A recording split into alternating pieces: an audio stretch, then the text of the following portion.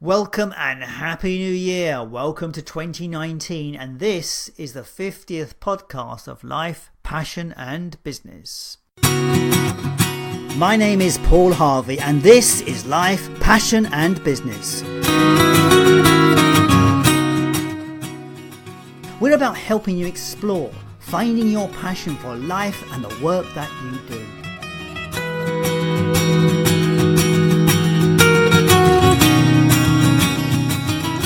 But it's so much more than that. It's about finding clues to the big life questions. What does it mean to be successful? What is the meaning of life?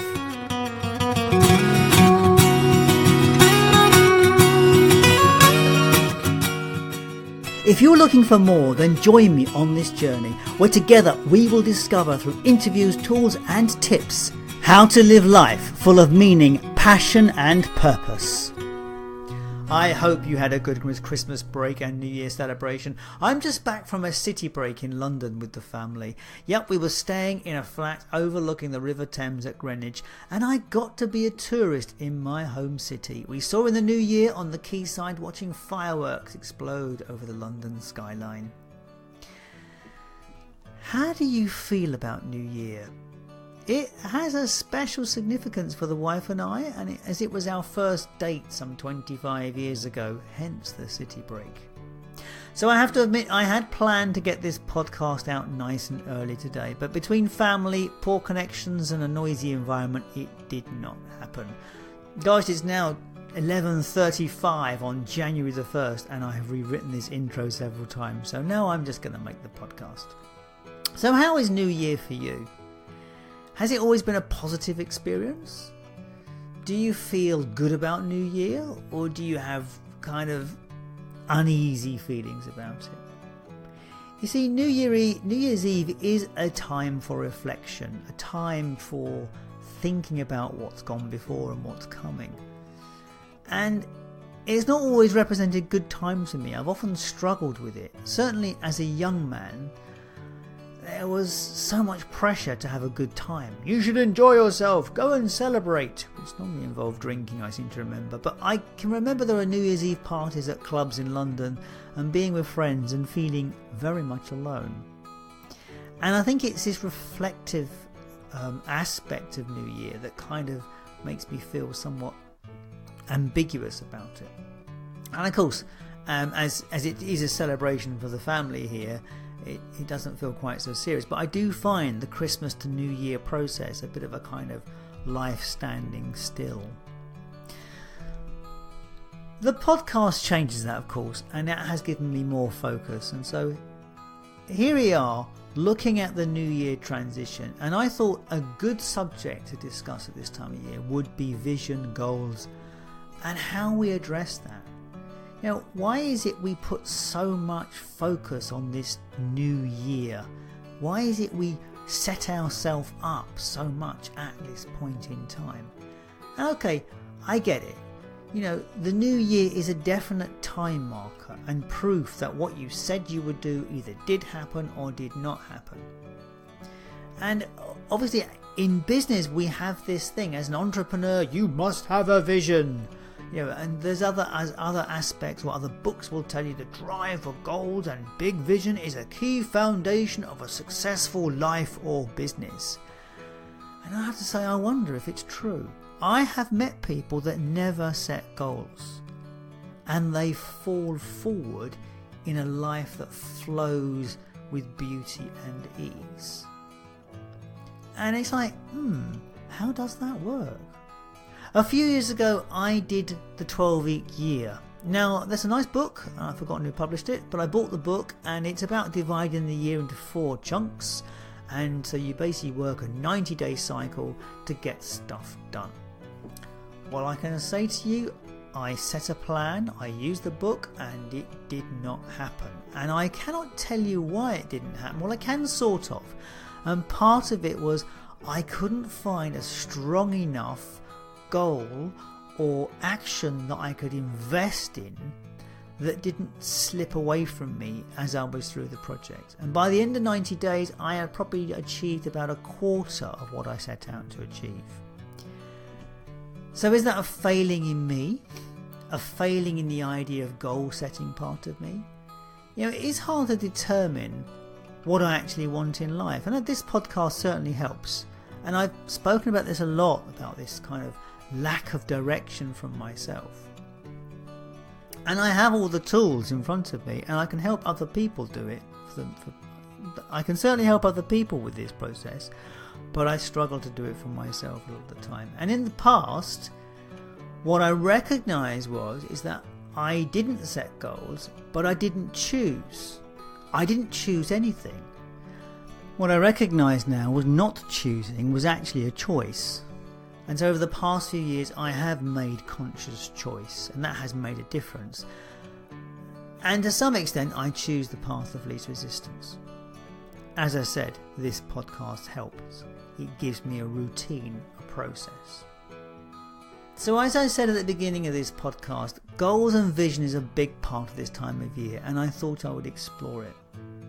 Because I know there are people that want to get stuff done despite having these struggles. So I thought I would use this 50th show to address this idea. How do we set healthy goals and have big vision and get it to work for us?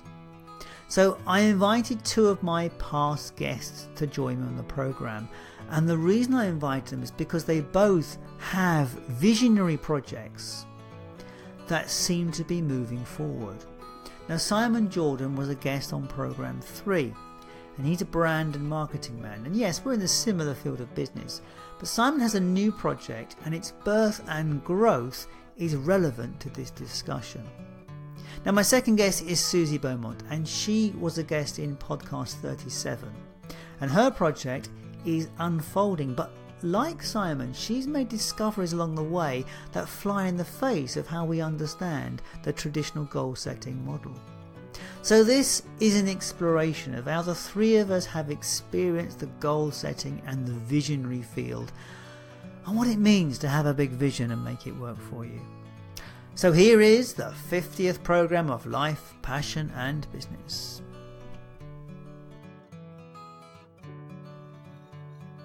Welcome to Life, Passion and Business, and this is episode 50.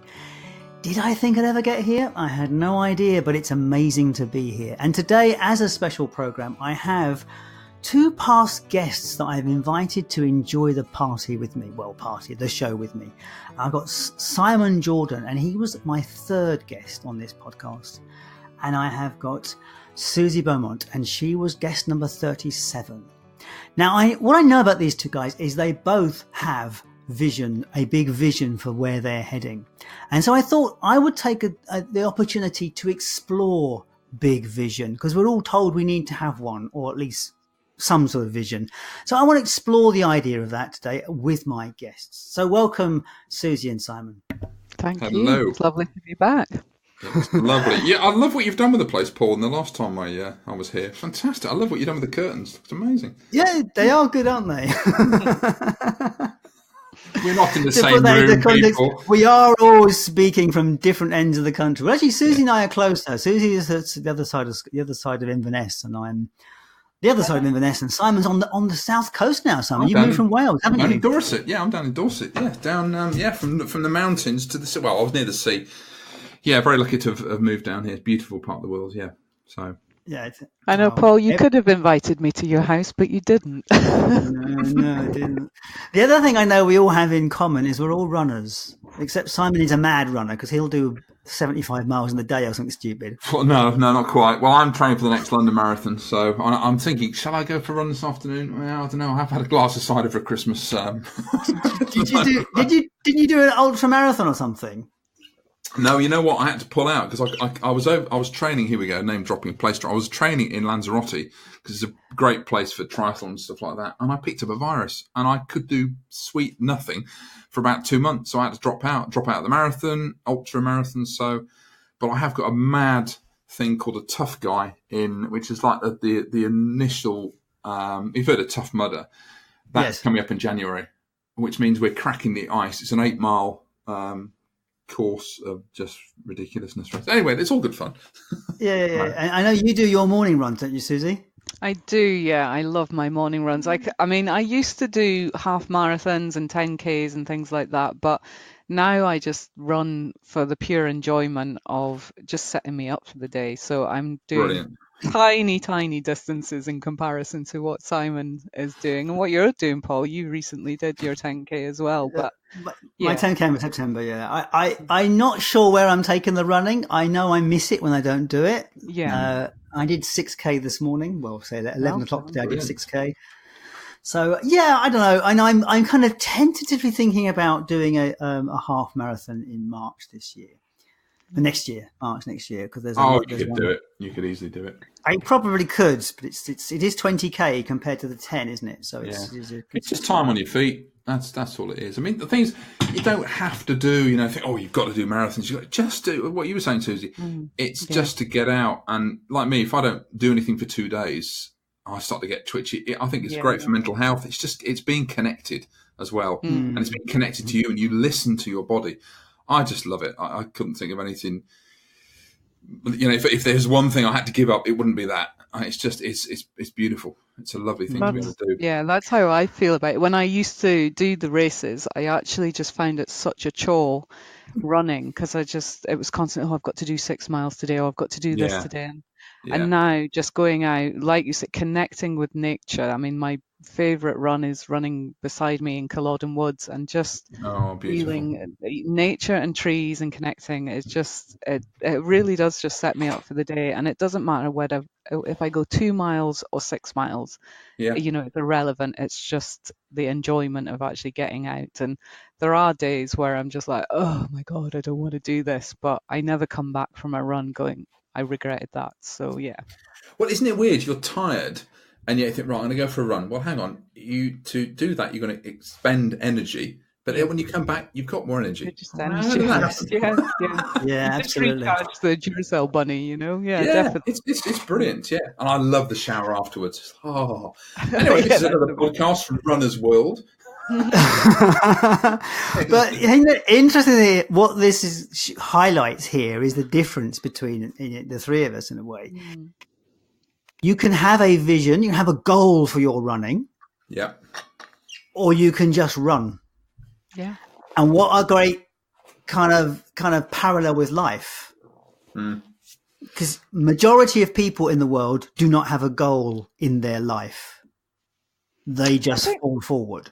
so. I don't know. I think I disagree. I think most people do have goals. They just don't take the steps to apply them. Like lots of us have things that we would like to do and think, oh, someday I'll do that. Someday I'll do that. And just never quite, just keep putting it off. And whilst I think goals are important, I also think they can be quite limiting as well because they do sort of close down the realms of possibility of what you can do. Like the things that I've done in the last few years, there's no way if I tried to set goals that I would have envisioned what I'm doing now. And it's only just by putting one foot in, doing small baby steps and kind of going, well, I'd like to do this. I want this in my life. So I'm going to make small steps to make that happen. And it's just growing momentum. So it's been an interesting journey. So, but what do you think I, there's a I difference do between think goals and people have goals. dreams? Yes. Yeah. Because people Say have I more, dreams. think, Simon. Say Do more, you Simon. think there's a difference between having a dream and a goal? For me, maybe it's just the terminology. What I interpret it as a goal is something a bit more formulated, a bit more what there's steps towards, whereas a dream is just one day kind of thing. Maybe that's just Isn't my interpretation. isn't a dream an unlanded goal? Sort of Yeah, possibly. a Yeah, goal yeah, without legs as such. It's not. It's yeah, just. yeah, It's nebulous, as you say, nebulous. yeah. So let's take it in turns here because Susie, you go first. I know before you launched your projects, you didn't really have a clear vision for it, but now you do. So what's been the difference? And perhaps you better say what the project is, what your big vision is. yeah, I mean, On the spot now. yeah, absolutely. Well, my vision, I mean, it's still evolving. It's like it's evolving week after week. Every day I have big, I think about what I want and where I'm going, and then it just constantly keeps evolving. But I mean, essentially, I would just love everybody in the world to have a personal development practice, because I believe this is the key to changing the world. It's about self-empowerment, self-development, taking extreme ownership of your life. And whatever that means for you, it's just taking the steps to improve your life, make so that you think better, so that when you think better, you make better choices. When you make better choices, you get better results. And that's when our world starts to change. So it really is changing the world through personal development. But that can mean a whole rake of things. And the thing is, when we become sort of self-aware of our actions, then we realize the impact of our actions on our immediate world, our family life, on our working life, but also on our environment, the impact that we're having on the greater world and how we show up in the world. So my big vision is very much I just love inspiring people to become the absolute best that they can be, the best version of themselves, reach their potential, whatever that may be and whatever that is to them. And I do that through conferences and events and coaching programs. And, I'm starting that journey. I'm developing and growing myself as I go along. And that's what I love, because it's not just about it's not about massaging my ego and trying to change the world. I'm learning in the whole process. I am definitely not the finished article at all, and that's the best thing about it, is that I'm still continuing on my personal development. So You took a big leap of faith, didn't you? Because you had the successful job and the career in radio. Yeah, definitely. And you stepped into the abyss. Yeah, I've stepped for the sake of a vision. I know. I have left a very cushy day job as a radio producer with BBC. I've been there 18 years. It's a job I knew inside out. I loved. I got to phone people up every day and find out all about their lives and connect with people. I get inspired by people. I'd see what they'd come through. I'd get to put that out in radio programs. I loved that job, and it was a great job. It was secure and it was cushy and it was well paid and gave me a nice lifestyle. And yeah, I've stepped into not knowing when my next pay comes from, not knowing if this is going to work out, how it's all going to pan out. And yeah, but I wouldn't change it, because I'm so passionate about what I do and just love it so much, and realize actually I can't, even though, you look at the BBC and you can see it can be, well, used correctly, can be a very powerful tool. The media can be a very powerful tool, but I just felt that I was actually more powerful outside of the BBC than I was inside it, and that's quite a statement to make. But I realized I could be having more of an impact to help people and help the environment and the world outside it. So yeah, once I'd had that realization, it was a no-brainer. I had to follow my dreams and my passions, and yeah, just go for it. Take the leap. So well done. Thank you. Brilliant. Well, Simon, I know your vision came from walking on a beach. Yeah. Indeed. Do you want to say more? Do you want to say more about that? I collect seashells from the seashore. No, it was what was it? Last year, 2017, 25th of June. I lived near the beach. I've now moved and live near another beach now. And I've always loved Mother Nature. My business has taken me all over the world, and I've seen a lot of places. And it's just, it means a lot to me. I think we have a lot to give back to the planet.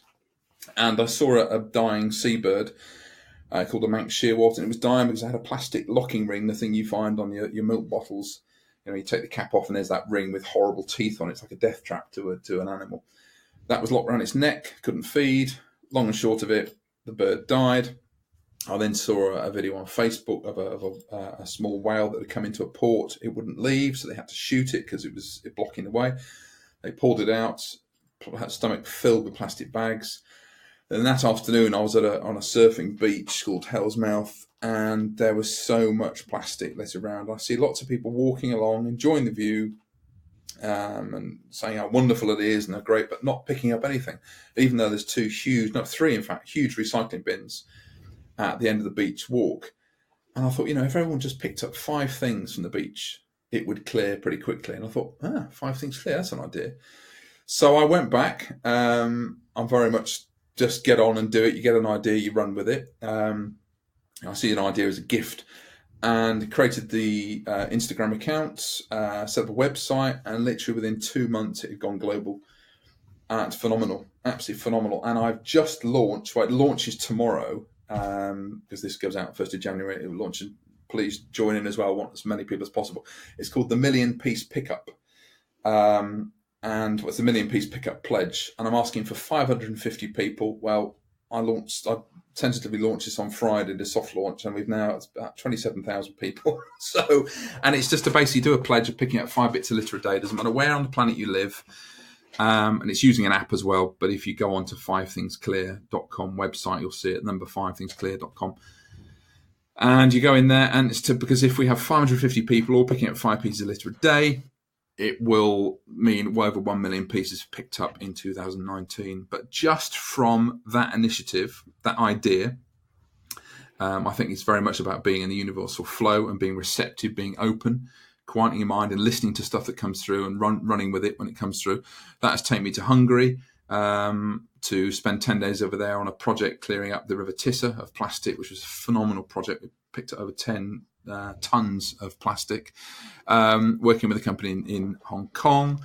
I'm now working with a client in LA doing their marketing. I'm the creative director essentially for a company over there working on environmental cup, which will help stop people using paper cups, because your local coffee shop paper cup isn't actually paper. It's got polyurethane in it, which is plastic, and it's also cancerous when when it leaches into you.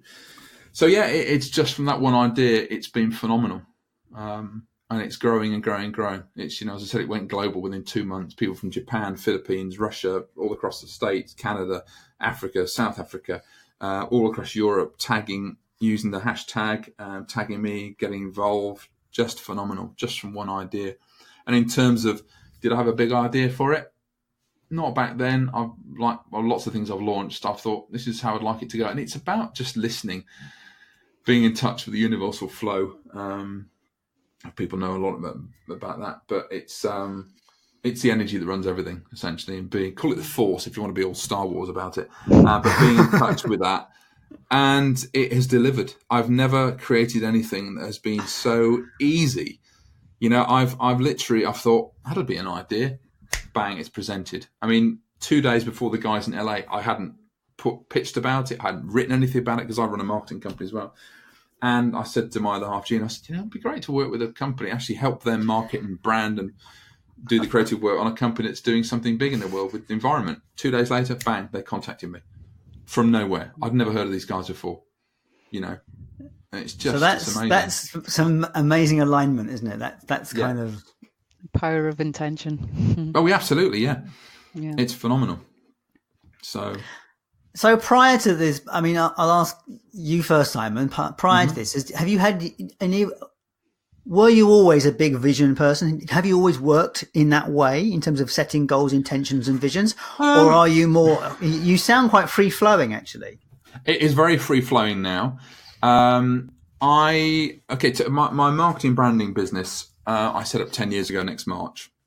And I pretty much like you, Susie, I was working at Sky TV, very well paid, all good, but I was fed up working for the corporates. I wanted to do my own thing and make a difference in the world.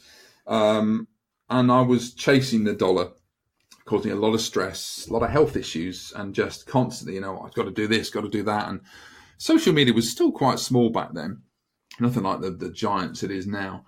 But I was doing everything. I had a radio show, I had a online TV show, and all this kind of stuff, and blog, and bloody went mad. But I did have a vision. I said, I really want to speak in the States.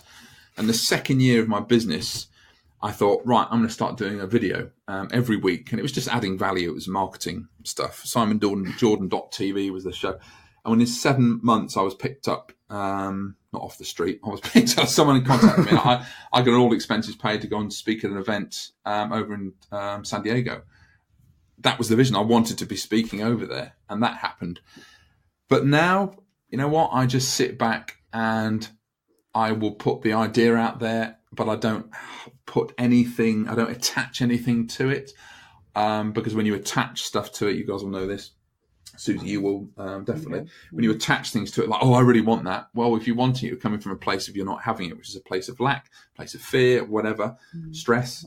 Now I just go, yeah, it will happen. I know it will present to me as it will happen. I mean, within the last 2 years, I could go really in depth in here, but it has been so phenomenally easy with everything that's come through. Now I probably work about 3 hours a day. Because my business works, I work around my business. It works perfectly. I've got a team of people that do my stuff. Some days I'm going, God, I've actually got nothing to do. This is right. Well, I'm going to go for a run, or I'm going to go out for the dogs, and it's all been so simple because I've just given up the stress of it all, and the 5 Things Clear has just grown. I'm now involved with World Cleanup Day as well, and it's been so simple. I think when people just shut up, stop their mind, stop worrying, stop stressing, get out of their way. This is the problem. We get in our own way. Then you will be amazed at what will happen. But it's just, we distract ourselves. We use social media. We fill our minds and bodies with crap food and crap TV and stuff like that. Well, you'll never hear. You'll never be able to be receptive when you've got that kind of noise in your life. A lot of people are frightened of listening because of what might come up.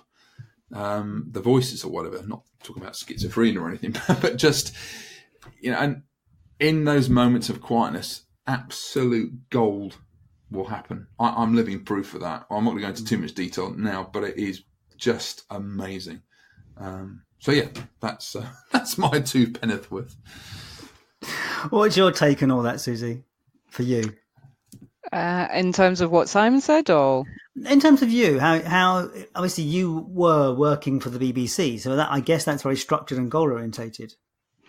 Yeah, I mean, each week it's deadlines, and it can be stressful, and you've got commitments to meet, and whilst in my younger days I thrived on that, and like Simon, I very much just filled my world up with lots of distraction and never stopped to actually think, what am I about? What are my core values? Am I living my life in keeping with my core values?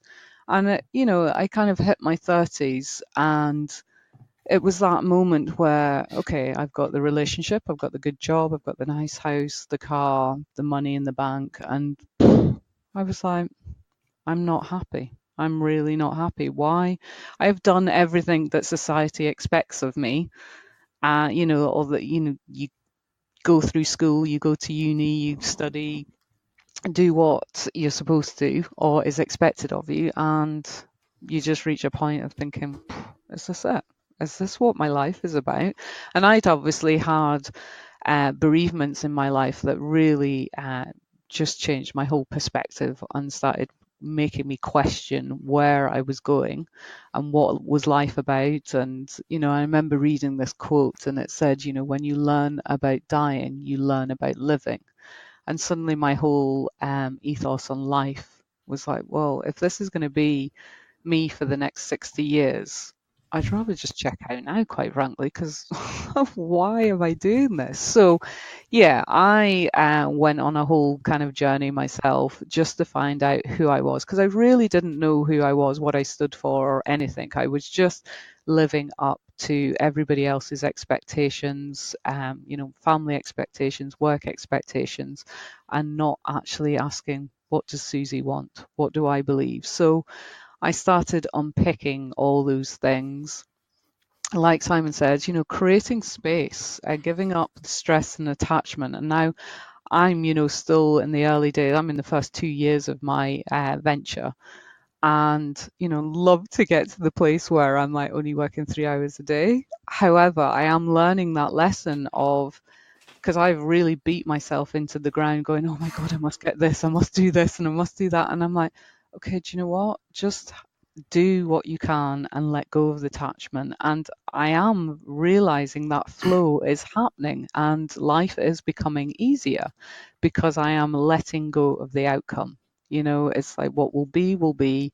And as long as I'm constantly doing my best, then that's all that can ever be asked. and I will learn and grow from those experiences, whatever happens, even though times can be painful and you think, what the hell is this all about? And why am I doing this? And what's it all about? But when you come out the other side of that, you're like, I get it. Oh, okay. And you learn from that experience. But yeah,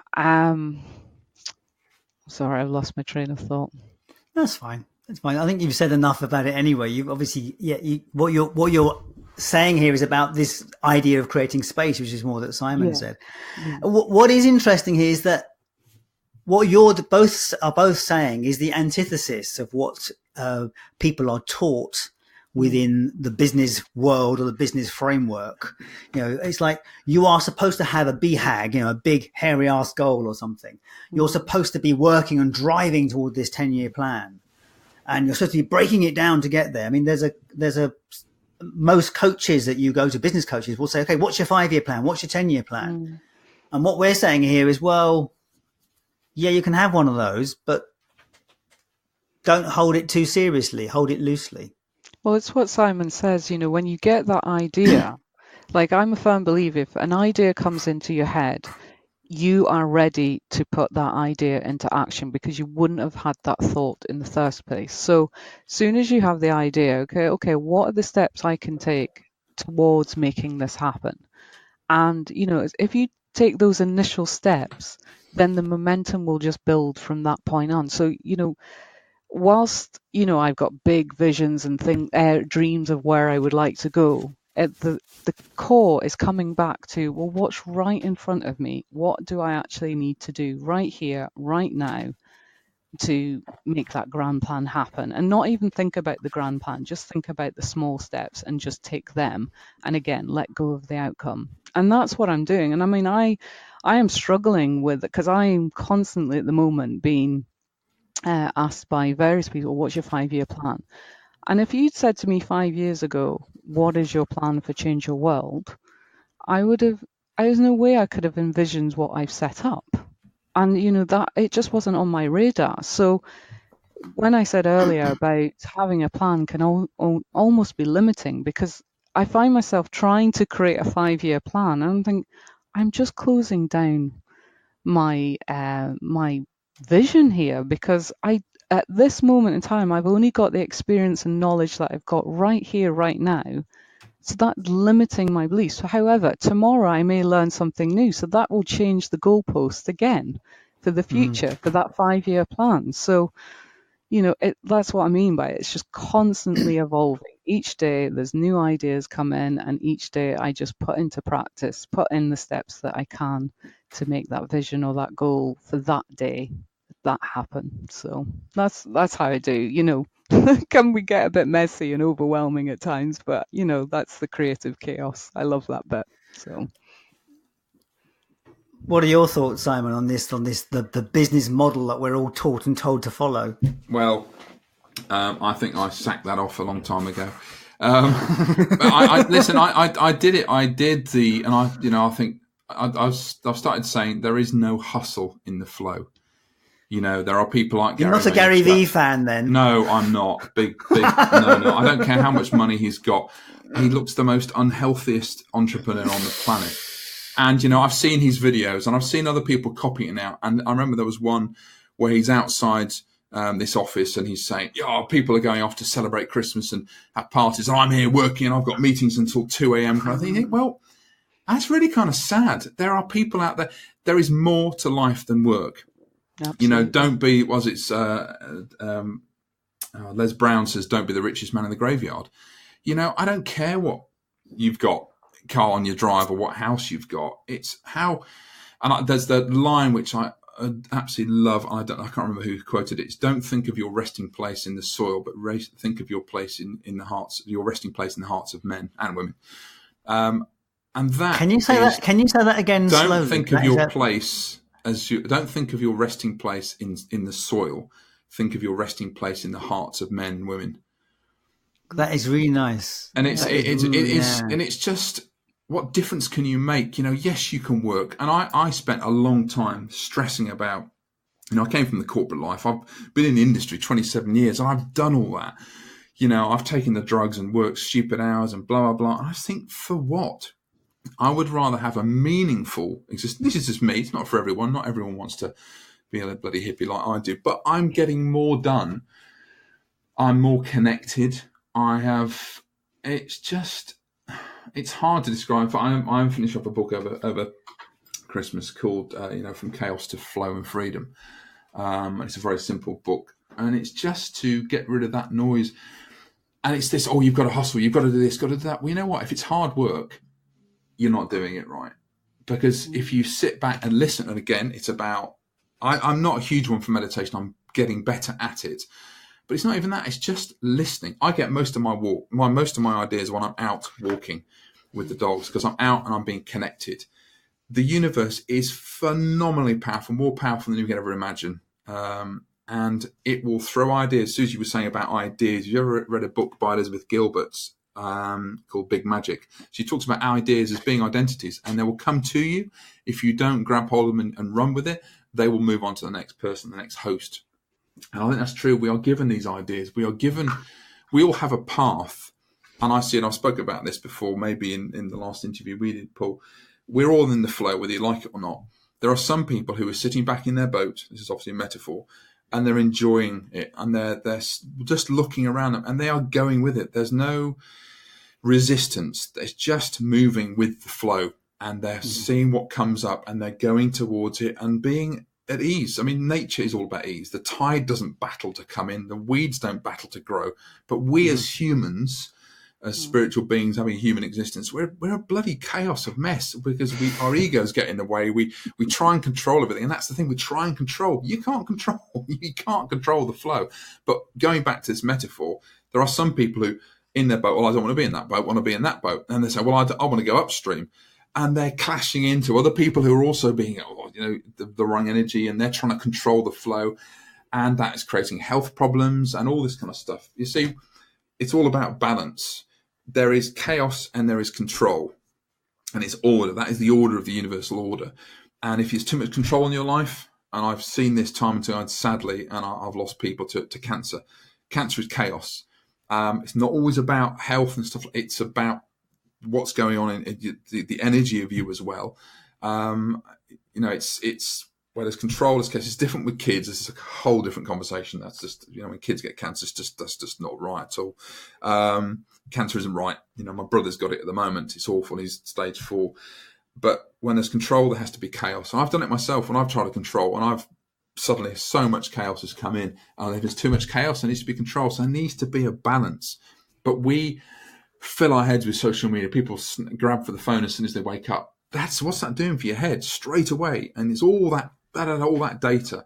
We then switch on the news. We do this. So when you limit that, when you become clearer, when your mind becomes clearer, you'll be amazed at the stuff that comes through. I mean, my 5 things clear being one of them.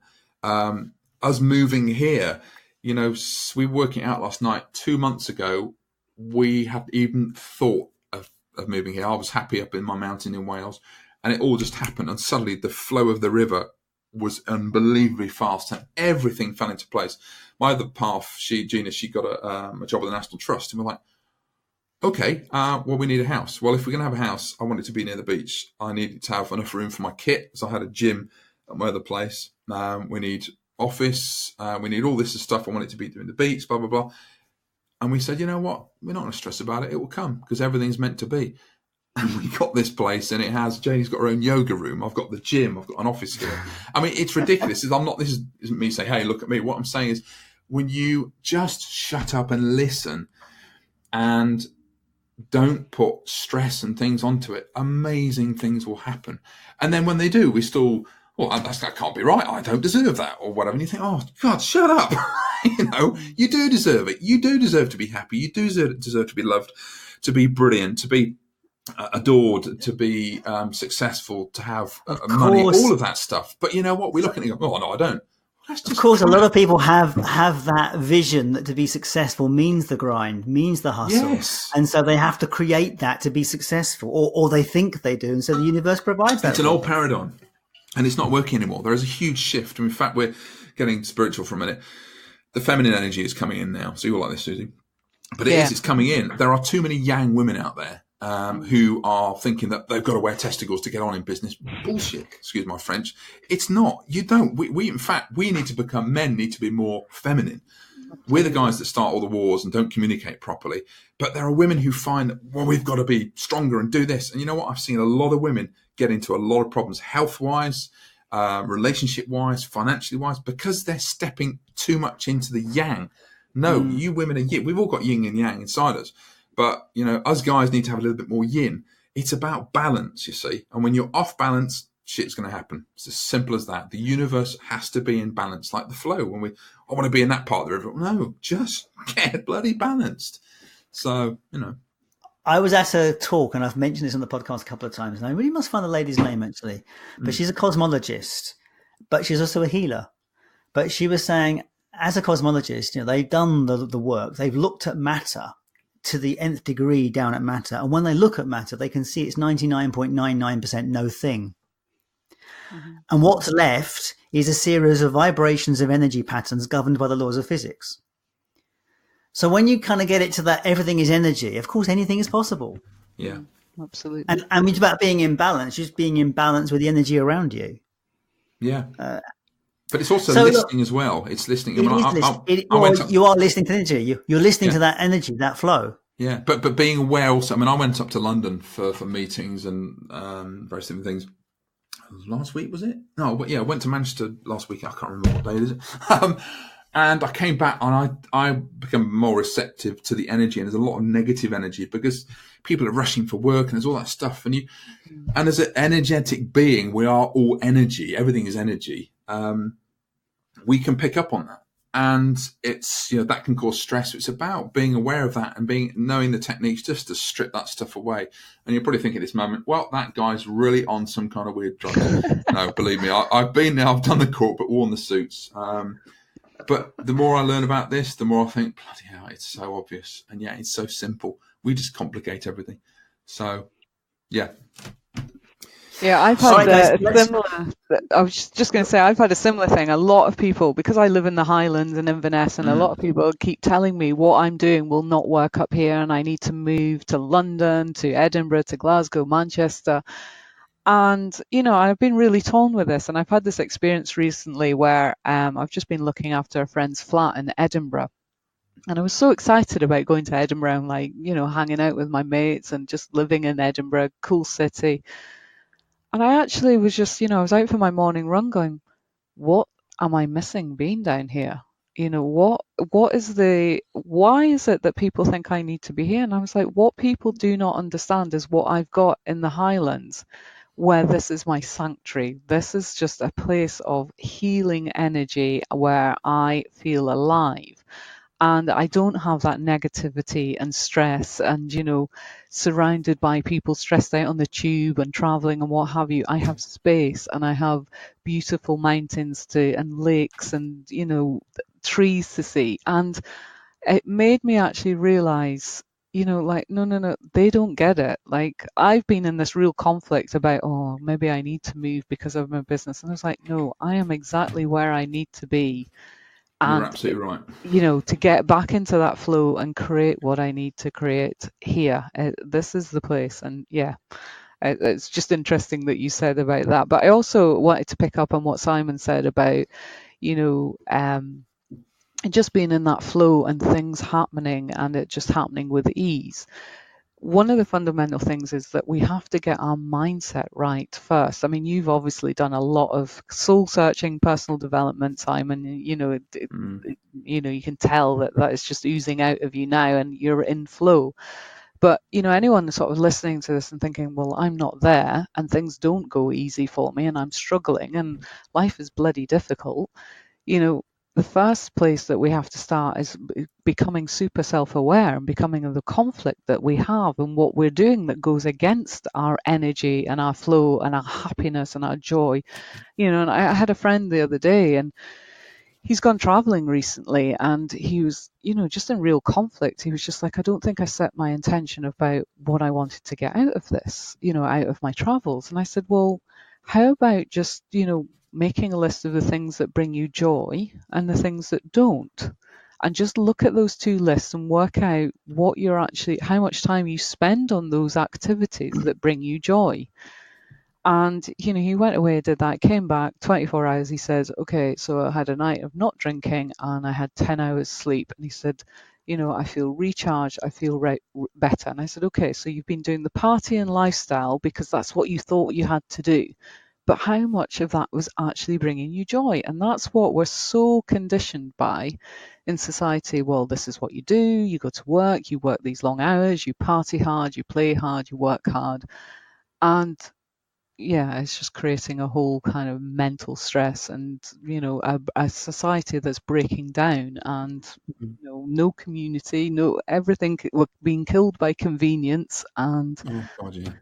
yeah, I do think it's just stripping it back and going, okay, well, actually, what brings you joy? Really make a list of what brings you joy and how much time you actually spend on those activities, because I don't think any of us really stop and think to sort of go, well, what does make me happy? Because I remember being asked this 10 years ago when I went for my very first life coaching session. My life coach said, what do you want from life? And I went, initially I was like, I don't know. And then I said, well, I just want to be happy. And then, he says, well, what brings you happiness? And I was like, I have no idea. And most of us are just on that treadmill and we don't ever stop to reflect and say, well, what am I doing? Is this bringing me joy? Is it in keeping with my core values? And what are my core values? It's funny. That's why I started this podcast, because I didn't know what brought me joy. I had no idea why I'm doing this life. Yeah. And what I discovered is running has helped me kind of get some more balance in that. Oh, God, it does, doesn't it? Suze, just to add to that, I'd say go tell those people who are saying you need to move just to clear off. I lived on a mountain and my neighbours were sheep, and I still managed to treble my business. Yeah. And you have the internet. You've got a great voice. You've got the skills. You've got the talent. You could be global. It's not, again, it's an old paradigm. People go, oh, you should be here. Why? Well, I didn't go to London for 2 years. I still, I've got clients globally. It's a nonsense. That's their living their story and putting that onto you. No. Well, that's what I actually realised. I was like, you're projecting this part of you, because I kind of looked at them and think, well, actually, let's look at your lifestyle. You're actually not that happy. Why are you trying to drag me into your unhappiness? I'm really happy where I am. I really love my life, and just because you don't get it, that's nothing to do with me. So yeah. So thank you, Simon. No, good for you to stick to your guns. Yeah. Yes. So I want to pick up. I want to pick up on a point that Susie said, and I think I'm going to start bringing this together now. So what does occur to me is, obviously I'm putting this out on January the 1st, purely and simply because it's just a night. That is the week of the 50th show. So that's when this will go out. But obviously a lot of people have that kind of sense or that desire, or they're going to need to find somewhere. There's that pressure to have goals for the year, have a plan or do something. So how could we advise people? What could we say? Because what I am conscious of is this thing about, yes, have a goal, but as you say, something, it's the wanting. How do you get to that place where you can hold a loose goal or an intention where you can, I love this idea. Someone said to me, I fall towards my direction of travel. I choose a direction of travel rather than a goal. But, people need that tangibility. So how can we set something for people, give people something to kind of hold on to? To be honest, Paul, I would say what Susie says, screw goals. I would say write a list. That's the thing, to write a list of what makes you happy. In fact, no, what gives you joy, what brings you joy. And work that out, because that's what you want to be falling towards, going towards. And then just evaluate your life. And rather than, well, I've got to do this, no, you don't have to do anything. Because everything is actually perfect. It's your path is laid out for you, but work out what brings me joy. I would say do that, and then stay in that feeling of, wow, if you had that, how would you feel right now? Susie have more to do on this, being the coach, but how do you feel if you imagine if you were there? What would you do? And then just think, okay, well, I could probably do that. And then rather than, because Bob has set his goals to get a Ferrari, and Jim has done this, and Jane has done that, whatever. Well, screw what they're doing. What does it mean to you? It could be actually you want to take up cooking, because that really brings you joy, because it's about family, it's about love, it's about conversations. If that's the thing, go for it. But you know what? For me, I would say ignore all the social media stuff and people setting goals and posting pictures of them having an amazing time, which, most of the time is all nonsense. It's just thinking what the life that's out there. What is it for you? This is your time. Give your time space and love, and work out what brings you joy. This is your time. That's what I would say. Just picking up on that as the other thing. And well, first of all, I'm not a coach. I am just somebody that has spent 10 years looking at my own life and transforming my own life. So this is me just passing on nuggets of wisdom that I've learned along my journey.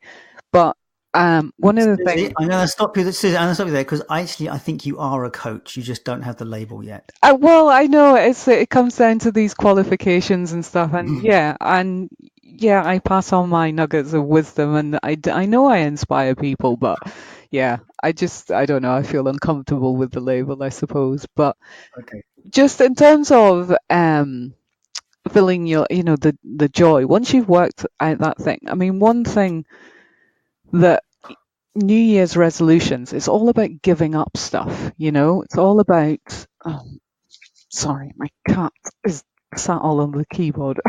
So, New Year's resolutions is all about giving up stuff, giving up smoking, giving up drink, going on a diet, giving up the foods that you enjoy and all the rest of it. Now, some of that might be important for you to do, but if you focus on the things that bring you joy and you just start filling your life up with those things that bring you joy, it naturally squeezes out the stuff that doesn't bring you joy.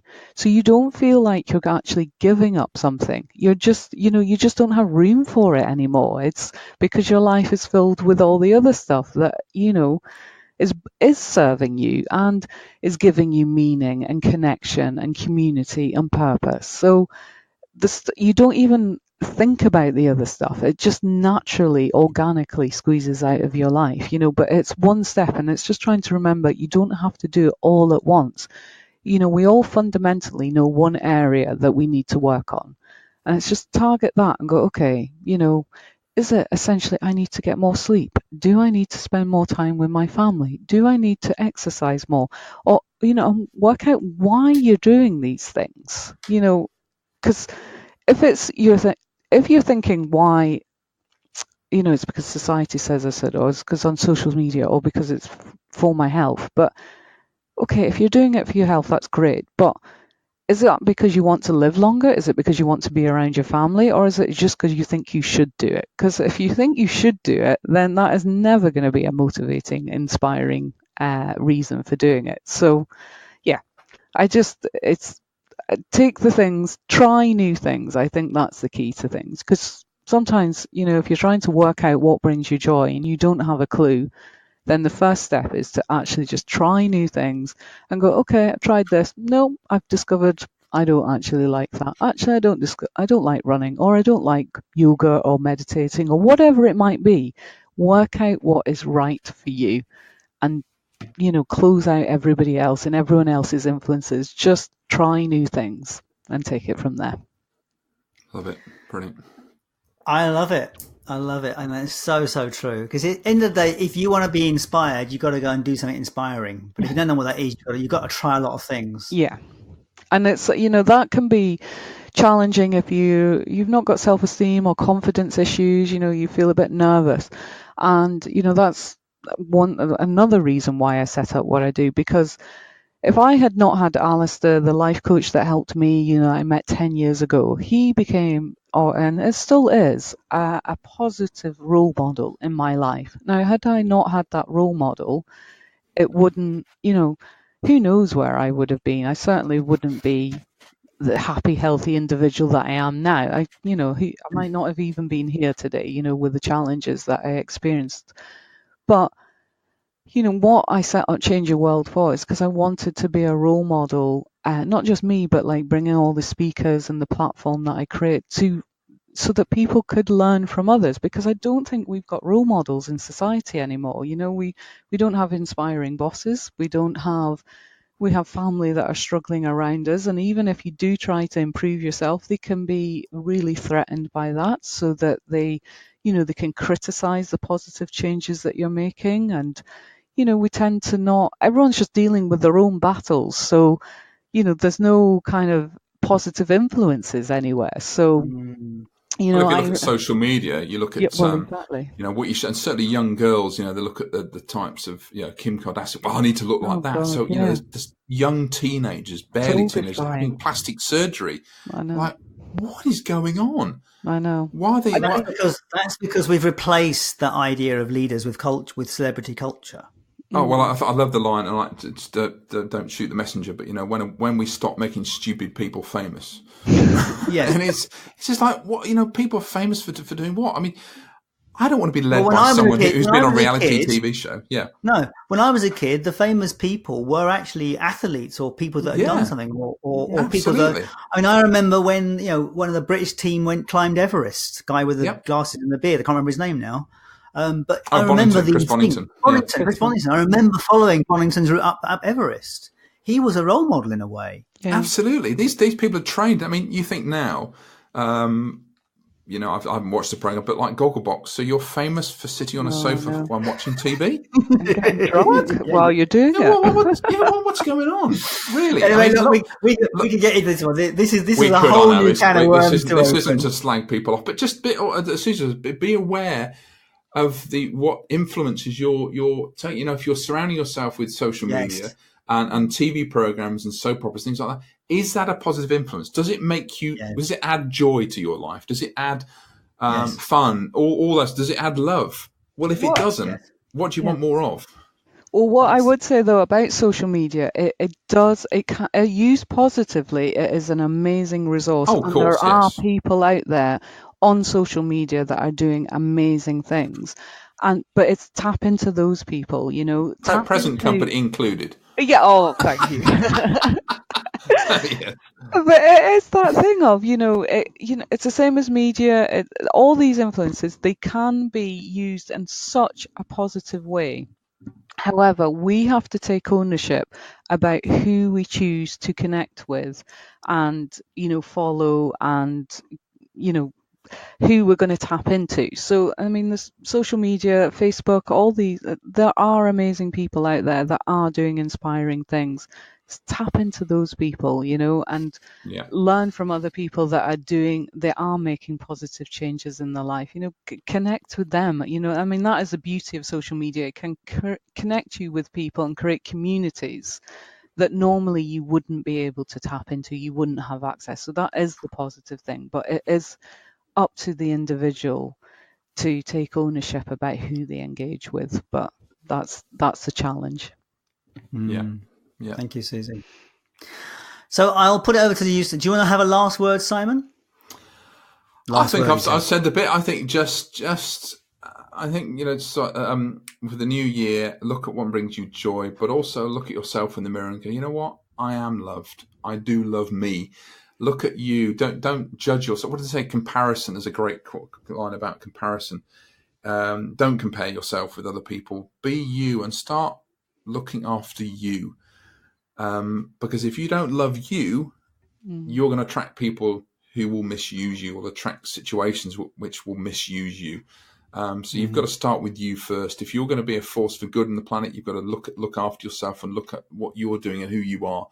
It's not an egotistical thing, or loving yourself in that kind of way. It's just self-care. Because when you come from self-care, absolutely right. So I would start that as well. But thank you, Paul, and thank you, Susie, for listening to me. Well, thank you so much, guys, for taking the time out to be with me today. It's been a joy to have you both back on the program, and we've explored this topic, and who knows how this will help people. I have no idea if this is right, wrong, or anything. What I know, it works for us, because I think the three of us probably do this process.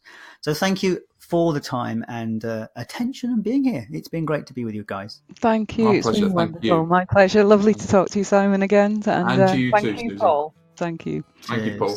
And Happy New Year, everyone. And Happy New Year. Oh, yeah. Happy New Year. I forgot about that one. And that was Life, Passion and Business with Paul Harvey, Simon Jordan and Susie Beaumont. I hope you enjoyed our reflections and conversations around vision, and I hope it gave you something to grab onto. So you can find the details of my speakers, my guests, at the website, and you'll also find links to the original podcasts. So as ever, I would like to thank you for your time and attention, and it only remains me to wish you a happy new year again, and to say I will catch you later when we discover more about how to live a passionate life. All the best, and thanks for listening.